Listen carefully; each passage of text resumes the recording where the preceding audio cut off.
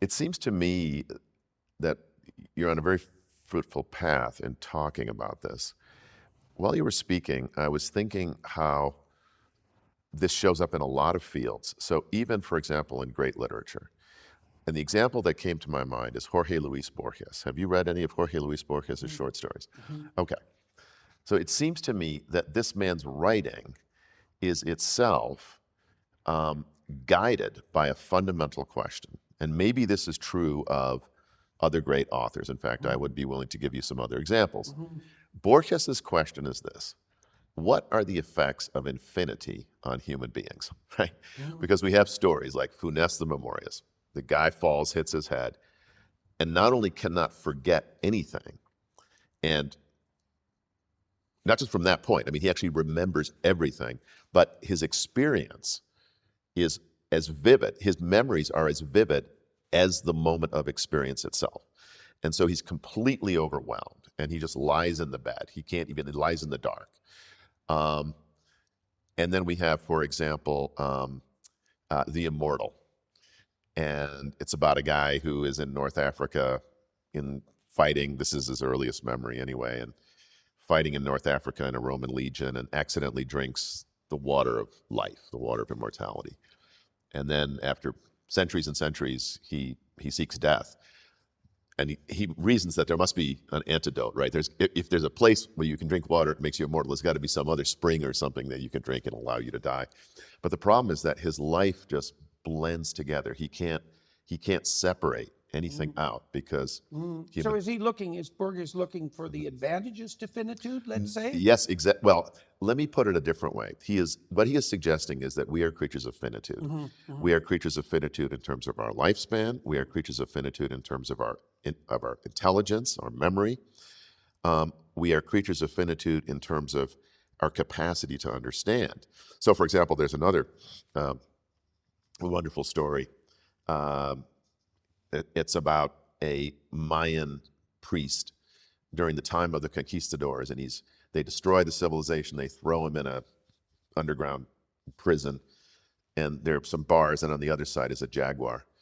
And he begins to recall that there's an ancient myth that the gods have inscribed in the world somehow a phrase that gives you complete omnipotence if you could utter the phrase. Anyway, and one day he's watching the jaguar and he realizes that its spots spell out somehow this phrase, which he then utters, and then and he's looking for a way to destroy the conquistadors and restore Mayan civilization. But now he sees everything, this great wheel, the entire universe. He understands everything, and he has no longer any interest Mhm. in doing anything Mhm. because that knowledge simply, like, It's complete. it's complete and it's totally irrelevant what's happening here on Earth or anything like that. Mhm. My favorite is the Library of Babel, which is about this. The universe is a library, and the library Mhm. has, you know, hexagonal cells, and every cell has X number of shelves, and every shelf has X number of books of exactly the same length, written in 23 characters or 24, whatever it is, a certain number of letters, comma, period, space. And it's inhabited by librarians, and they're looking through these books, and they're trying to find some meaning. Mhm. But It's there's an infinite library. it's an Yeah. infinite library. And by the way, the mathematicians have done the calculations on Yeah. this, Yeah. right? So anyway, and like the most coherent phrase in any book that any librarian, that this librarian who's narrating it knows, and he's gone all as far as he can, is something like "O time thy pyramids," right? So everyone starts looking for books because they realize, like, there's, I want to find something that will explain the meaning of my life or my Mhm. purpose or Mhm. something.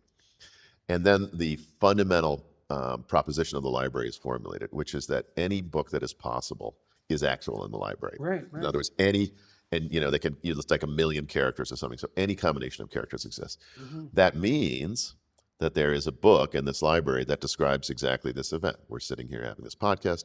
This is a possible book. It must exist in this library. Mhm. Now, but there are also weird mathematical problems because if you think about it, it can't be the case that any possible book is actual because you can have catalogs of catalogs of catalogs so that it like mathematically it explodes. But anyway, Mhm. so my point is, what happens in a universe where finite beings, finite rational intellects, try to find some meaning and encounter or are afflicted by infinity in some way. So just to go back here, Okay. that's Borges's idea. That Well, is it's a fundamental problem, right? Right. Because obviously we Yeah. have some relationship with the infinite. yes, Right. It might be a relationship of negation. Right, I mean, right. but there's no escape from the conundrum that we're finite right. and But- faced with, right. well, and faced with the infinite. Indeed. But the point I really wanted to emphasize in what you were saying is this question becomes a fertile soil for these literary growths. In other words, right. this is the question that animates his being as a writer, and it's highly, highly productive. So we Yeah. all know that questions are highly productive. Limitations. You see that in the creativity literature. Exactly. So there's a Right. great, extremely comical example of that online. Mm. So haiku is a poetic form that Yes. has ridiculous limitations. Yes, right. And you might say, well, why bother with it? And the answer is, well, you can't play a game without rules. Yes. That's the answer. Yes. Okay. Now, but there's a spam haiku archive online. So it's only haiku that's only devoted to the luncheon meat. And there's like the last time I looked at it's very funny. They're very funny. That's pretty. And it's ridiculous. The baloney. MIT engineers, Yes. MIT engineers made the archive, of course. And so there's 50,000 haikus there about spam, but then it's ridiculous, and it's supposed to be, and it's comical. But the point is that without that absolutely preposterous set of limitations, that whole universe of poetic beauty, you might say, Yes. and comic endeavor wouldn't have come into being. And so it's a very strange thing that there is a genuine relationship between finitude and abundance. Yes. Right? So there's a right balance between constraint and possibility that produces abundance. Too much possibility, there's nothing. That's Borges' point. Yeah. And then too much limitation, there's nothing, but there's some optimal balance. And maybe, it seems reasonable to propose that the fundamental issue in human life is how to get that balance exactly right. That's really what the ancient Jews were wrestling with when they were trying to figure out how you have a relationship with God. Modern people say, well, there's no such thing as God. Well, do you have a relationship with the infinite or not? You have some relationship. Maybe it could be a productive one if you could formulate it properly. Yes. Well, look, so as you know in the Hebrew Scriptures, God creates human beings. He's almost immediately disappointed with Adam and Eve. Now they're on their own. They get their wish, right? I mean, the serpent says to them, oh no, God knows you will become as gods. The best interpretation here, I think, is Maimonides, who cites another rabbi. And he says, well, the word for gods is Elohim, but it can also mean rulers. So they actually get what they wish for, because there's no need for rule in the sense that we understand it, that is limitation, law, and so forth, to order chaos in the garden, because you're in the presence of God. Now, once you're kicked out, now you've got a problem. And the problem of chaos that's internal to the human soul immediately asserts itself because Cain kills Abel. And of course, they screw up so badly. The problem of misaligned aim, like Yes. Adam and Eve turn away from the proper aim. Yes, like the builders exactly. of the Tower of Babel. And That's so exactly right. because they no longer, this is exactly what happens with the Israelites when they demand a king. God basically says to them, well, if you conducted yourselves properly and maintained the covenant with the divine, you wouldn't need a king. Right. It's like, we want a king. And see, so after all these failures, and yes, the flood and the Tower of Babel and everything, so finally we speed up. In this part of Exodus, where the Ten Commandments and then the so-called Book of the Covenant and the rest of the laws are laid out, this seems to me to fit exactly what you're saying. God is limiting these human beings, right? Like, here you are, these freed slaves. We got to give you, some sorts of channels in which to move your desires, and stop signs and restrictions and so forth.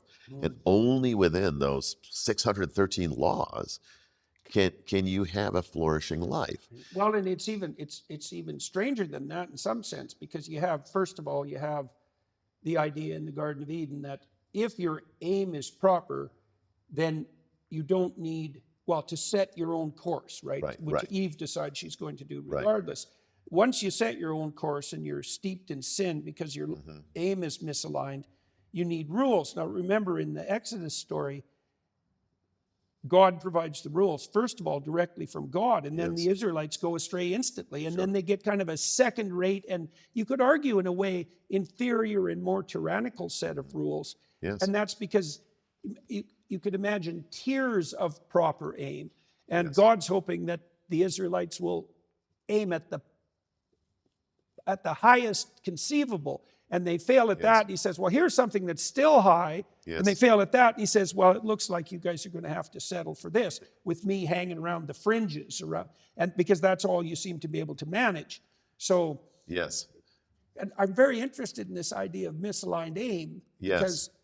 because I think the spirit of your aim answers your prayers. And so, okay, so now you talked Yes. about Borges, and you Yes. talked about the question, and that was part of a conversation right. we were having about questions About in general. questions. Yeah, so let's go And- back to the, Yeah. So like the fruitfulness of the question. yeah, exactly. I mean, I think this is absolutely crucial. And let me say that there is a question that I know to be absolutely fundamental. And I know it to be fundamental because it shows up both in the Hebrew Bible and in Plato. Okay. In Plato, it shows up in the very first sentence of Plato's Phaedrus. And in the Hebrew Bible, it shows up when Hagar runs away from Sarah for the first time, and the angel comes to her in the wilderness. And the question is,